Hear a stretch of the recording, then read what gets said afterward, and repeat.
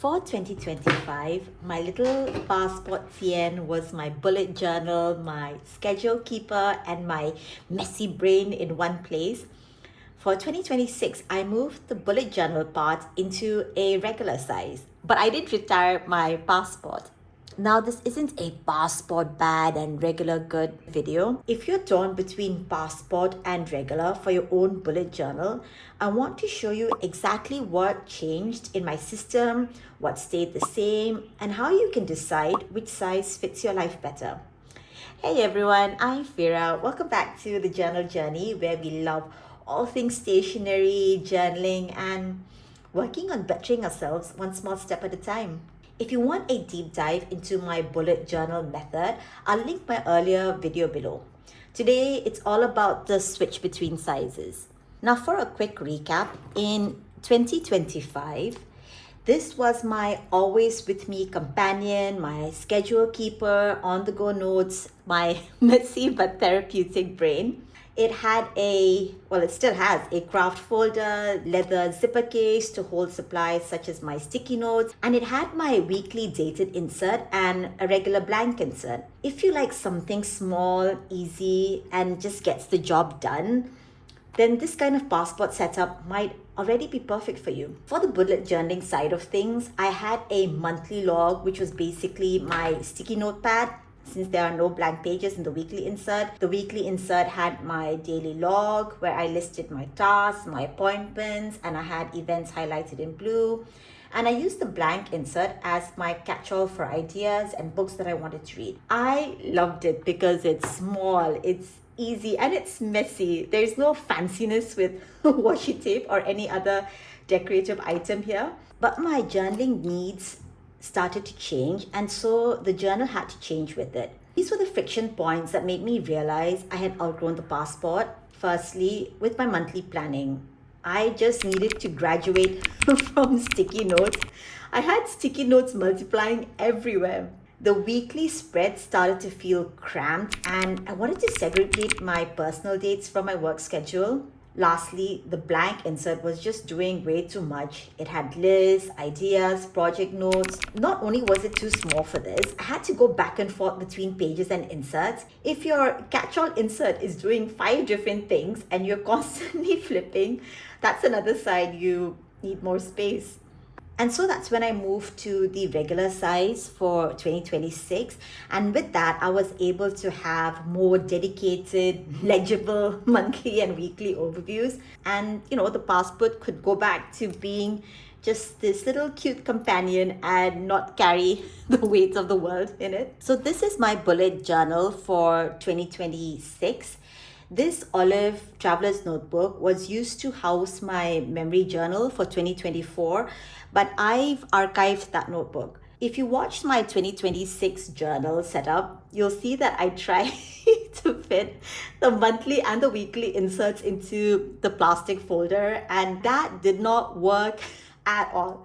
The inserts were way too big for the folder, so I decided to treat them a little better and house them in a proper leather cover. I would love to get a customized superior labor leather cover from the Kurashiki store just for my bullet journal. Now the setup for this particular journal, so I've taken the brass clip that was in my passport and I've just switched it over here. I've got a couple of charms, and I have this little cat charm that I got from a temple in Tokyo, and it's actually kind of annoying. As cute as this is, this gets stuck inside my bag every time I try to take it out. So I think actually I'm going to do that. I think I'm just going to remove it. Yeah, I'll find another use for that, but yeah, this just feels so much more lighter and leaner without that little thing dangling along. This is the plastic folder for 2026. I have cut the bottom of it and I basically use it as a sleeve. Inside, I have the film pocket sticker from the 2026 Travelers Company sticker set. It holds all of my stickers and my sticky notes. And the hold is actually pretty good. I've stuck a lot of bits into it. It doesn't budge from the plastic. This is just a picture that I love. This is the monthly dated insert. This is a quote that I absolutely love. Closed mouths don't get fed. I came across this in a random video that featured a model. I think her name is Alex Consani. She said this in that particular video and it just hit home for me. I know that I need to be more assertive about what I want, especially when I'm working in a corporate environment. You won't get what you want if you don't ask for it. It's such a simple idea, but it's so powerful. And I like having reminders like these on the front of my bullet journal. The first page is just an overview of the year 2026 and 2027. Then you have this vertical overview of the year. I've marked off all the Saturdays with a highlight because this year, one of my goals is to upload a video on YouTube every Saturday without fail. Which, oh my gosh, let me tell you, it's not easy. I want to be respectful of your time and I want to make sure you learn something when you watch my videos. So trying to churn out content that hits that note every week, it's not as easy as I thought it would be. The next few pages are the monthly grid. It starts from December 2025 and it ends in January of 2027. I use this monthly insert to track my work schedule. Now, I'll admit, in the beginning, I was really struggling with how to use this. This is the first time I'm using the monthly dated insert this way, and I don't know if the benefit to cost ratio is actually worth it. The weekly insert is great and it hits all the notes in what I want a bullet journal to be, and maybe I could have done without this particular insert. But this month, I have started to use this as my content planner. Now, YouTube is my primary mode. I also do have Instagram and I really want to get on Substack as well. I love to write and I think I have finally found what I want to write about because there is only so much Traveler's Company Notebook content I can churn out on YouTube and Instagram without having you suffer through that on Substack as well. So this is what I'm using this insert for, but I'll see if this is something I want to carry into next year. I think if you mainly plan life and work, you might not need a dedicated monthly insert like this. Then you have the world map. I don't use this. This will probably be scratch paper. The next page has the metric measures, which eventually will also become scratch paper. And the blank pages on the back are actually scratch paper. Okay, now this is the weekly and memo insert. If you watched my video on stationery that I have been loving this year, you'll know that this one comes out on top, along with a bunch of others as well. Now this has an overview of the year similar to the one we saw in the monthly insert. Now this is a vertical overview of the months. Now in the passport version, I found this way too small to be of any real use, but I used the heck out of this in the regular version. I use this to track my habits, my medical appointments, and important dates. And then we move on to the weekly spread.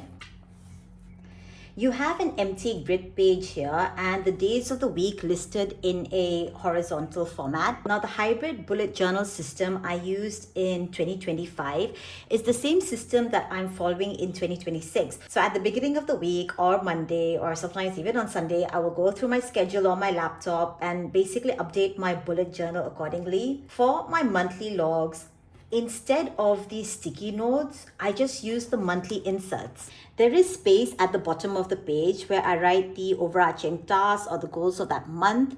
So this is a lot better than using sticky notes. For my weekly overview, there is more breathing space. I list my tasks on the right and then I would list events on the left and I would highlight a few important ones in blue. Now, unlike the passport where I had to keep flipping between inserts, I now use the grid page to write all of my project notes and lists. And I think this is the primary aspect of the regular insert that has made me love this so much. The scheduling and event tracking can be done on the passport, but I just needed a lot of writing space to flesh out my ideas. I still brain dump on my bullet journal, but instead of flipping over to another insert, I just use this space. As I stated in my previous bullet journal video, this is about function, not about beautifully decorated pages. I'm not strict with how I write down my task or my list, and I am least concerned about neatness, as is very obvious. This isn't supposed to be a chore. This is just jotting what's on your mind onto paper with the least amount of friction. In a way, these notes are very emblematic of real life. It looks so put together on the outside, which is what we're doing as adults, okay? We have this veneer of composure and of holding everything together when really it's the best. We're all just winging it. So my pages look like that. By the way, friends, if this video has been helpful, please don't forget to give it a thumbs up and maybe consider subscribing for more journaling content. Now, I still do use my passport. All of my education Monday notes are listed here. This is the Starbucks insert, and this contains all of my learnings. I still have my craft folder. I still have my leather zipper case. With all of this, it's still lighter now that I have moved components from this onto my regular journal. And by doing that, this has actually turned out to be more of a on-the-go companion notebook than it ever was. I loved it for its portability before, and now I love it even more because it's lighter and therefore more portable. Now, how to choose the best bullet journal for you?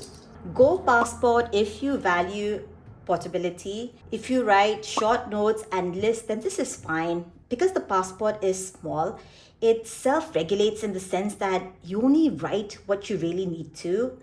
Because I have all this space in the regular, I don't have that discipline. There is a lot more here than what I would normally track, and that's not a bad thing.